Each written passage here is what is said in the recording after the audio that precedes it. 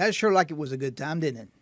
And that was the goal of this whole exercise, to tell the story about an event, in this case the Milk-Off Challenge, by using PowerPoint along with some photographs and music and distilling it all down into a 1-minute video. So today I'm going to break down the process that I went through to build this and hopefully provide you some information that you can use to build your own PowerPoint to video that can be used in your social media outreach.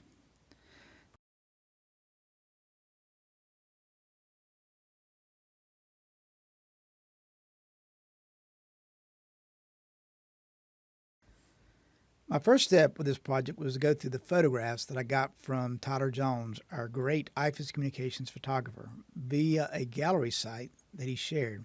Now for you, you could use your own photographs from your camera or even from your mobile phone. Or it could be supplemented with photographs that are available from the IFAS photography site. Working from the premise that every story has a beginning, middle, and an end, which is pretty easy to do with events, the real challenge is what to leave in and what to leave out in order to tell this story in 60 seconds. Well, why 60 seconds?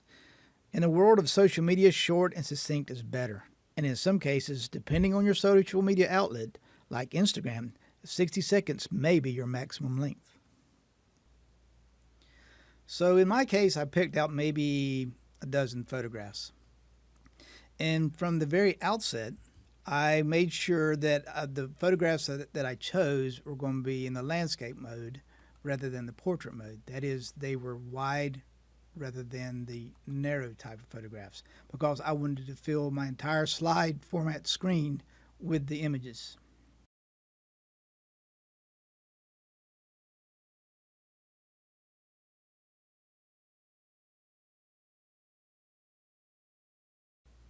In PowerPoint, I created my first slide, and I made sure that the slide itself was in the widescreen or 16:9 format. And when I made my first slide, I also checked and made it a blank slide rather than the ones like title and content and title only, because I knew I was going to be using a full screen image and I didn't need all the other text because I was going to be adding that later. So then I would insert my photographs, and it's pretty easy because it was almost in the order in which they were shot.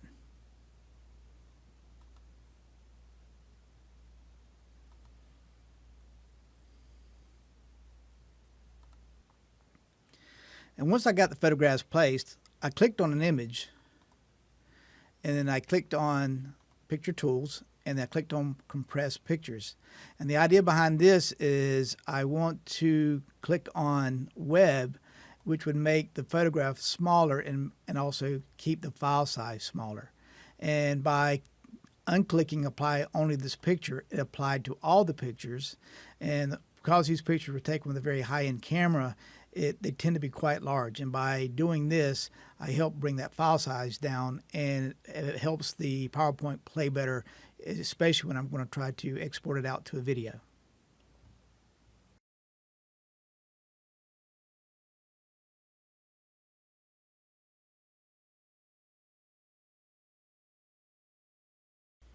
Once I had all my photographs placed in my slides, my next challenge was to add the text boxes. I made a choice to make these text boxes a singular line of text, so rather than one box of text. So the way I did that was I went to text box like so, and then I would drag it out, and then I immediately decided to fill the box with a color, and then I had a contrasting color for my text. So the contrasting color was yellow. And then I would type in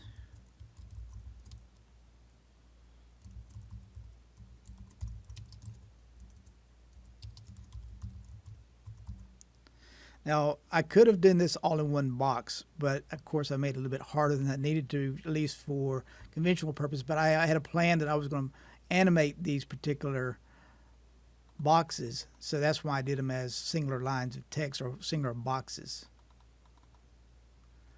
And then by bumping up the size of the font typeface, you notice that it makes the boxes a little bit bigger, and then I just drug them into place. And then what was a little bit simpler for me, if I just went Control C and copied them, and then Control V and pasted them, I didn't have to go and make these boxes over again. All I had to do was change the text out.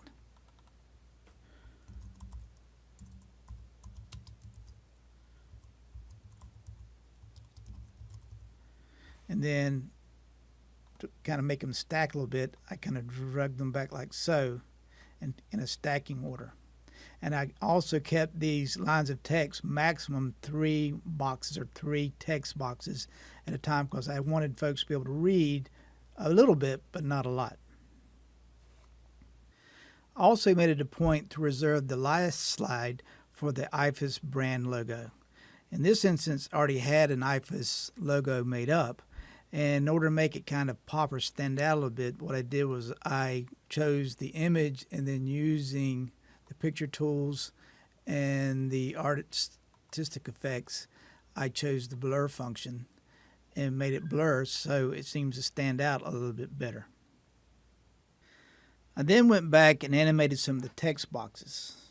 I made some of these slide in from side to side, or excuse me, from the side, like a wipe, or in some cases they may come up from the bottom. But I did it just to kind of keep it from being a static image. But I also tried to make sure that the animations didn't distract from the story.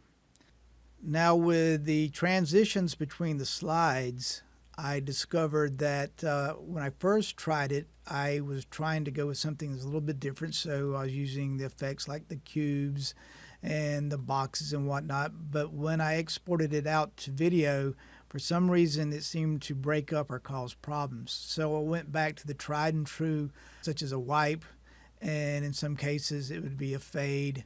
Again, the idea is to keep it from distracting from the story.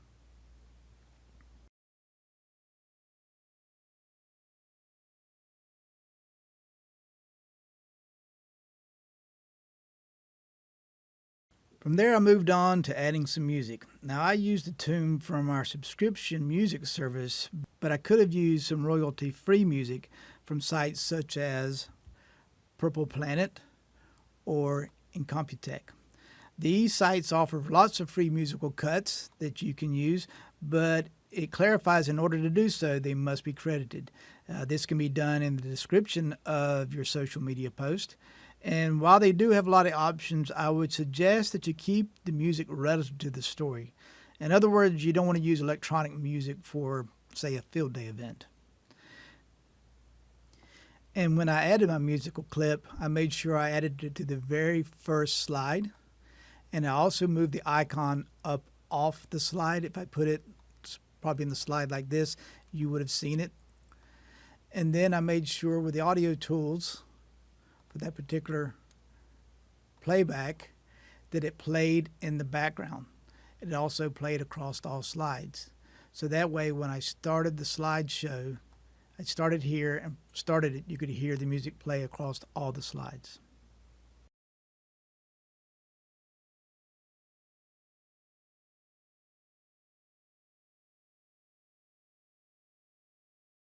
So for my project, I used what is referred to as rehearsed timings. And basically what that allowed me to do was click on it, and then when I started playing it, I would change the slides as I listened to the music. And then based on the beat or on the flow, I would change to the next slide. And then of course all these animations were done upstream, and they changed when I wanted them changed. Based on timing. And I went through the whole process of playing the music and hitting the dance key.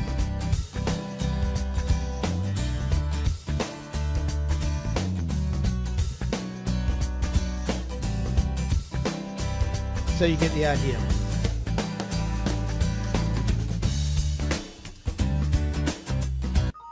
So when I was finished, it would ask me, did I want to save those timings? If I liked what I did, I said yes. If I didn't, well, I'd say no, and I'd do it again. And I will tell you, this took quite a few tries. but eventually I got what I wanted, and it was saved as into the slideshow.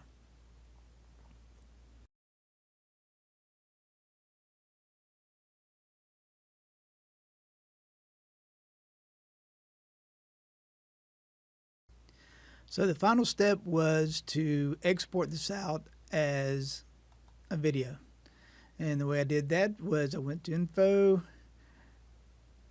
Export, Create a Video, and then you can see these different options here. The one that I chose was 720 because it was going to the web, but I also made sure that I used the recorded timings and narrations because that way it would keep up with the music and then, keep up with the timings that I changed when I changed each slide. And then I said create video, and you can see I have a place to put it, and I said save, and then it exported the file for me. So after a few minutes, I had a video.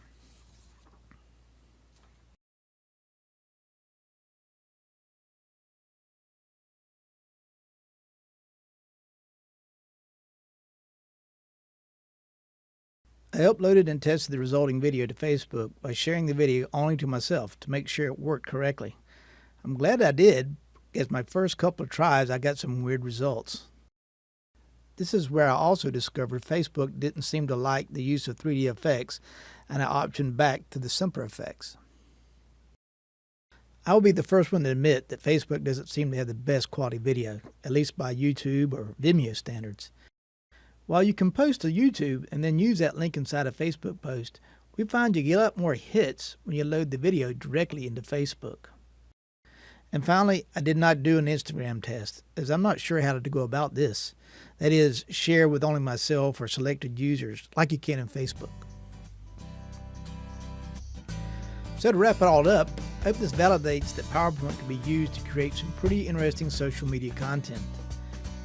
And I know that Sea Grant has been doing this for a while, as Dorothy and Becca presented a webinar on the subject.